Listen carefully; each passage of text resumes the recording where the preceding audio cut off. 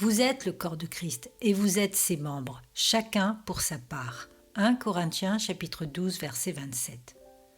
Le mépris, la haine, l'envie et les luttes ne devraient pas exister chez les chrétiens.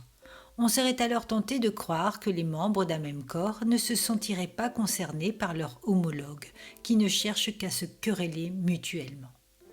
L'orgueil et tout esprit belliqueux relatif aux dons spirituels sont ainsi condamnés par l'apôtre. Ce texte notifie par ordre d'importance les fonctions et les dons dispensés par le Saint-Esprit.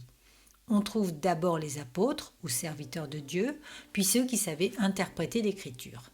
Ensuite, on trouve ceux qui travaillaient sur la parole ou la doctrine, ceux qui avaient le pouvoir de guérir les maladies, ceux qui aidaient les personnes souffrantes et les faibles, ceux qui géraient les offrandes de l'Église et ceux qui étaient capables de parler diverses langues.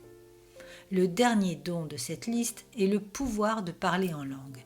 Qu'il est vain de mettre en exergue ce don simplement pour se faire plaisir ou se mettre en valeur. Nous voyons dans ce texte que l'attribution des dons est spécifique aux versets 29 et 30.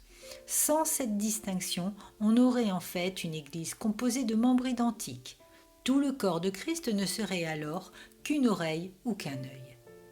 L'Esprit distribue à chacun selon sa volonté.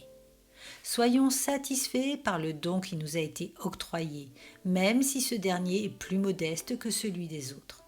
D'autre part, nous ne devons pas mépriser les autres membres si notre don est plus grand que le leur. Quelle bénédiction de rencontrer une Église avec tous ses membres qui exercent leurs devoirs. Au lieu de convoiter les plus hauts postes ou les dons les plus brillants, laissons à Dieu le soin d'utiliser ses serviteurs et ceux en qui il œuvre par sa providence. Souvenons-nous que ceux qui recherchent les postes les plus importants de l'Assemblée ne seront pas spécialement approuvés par le Maître. Seuls le seront les plus fidèles, les plus appliqués à la tâche qui leur a été assignée.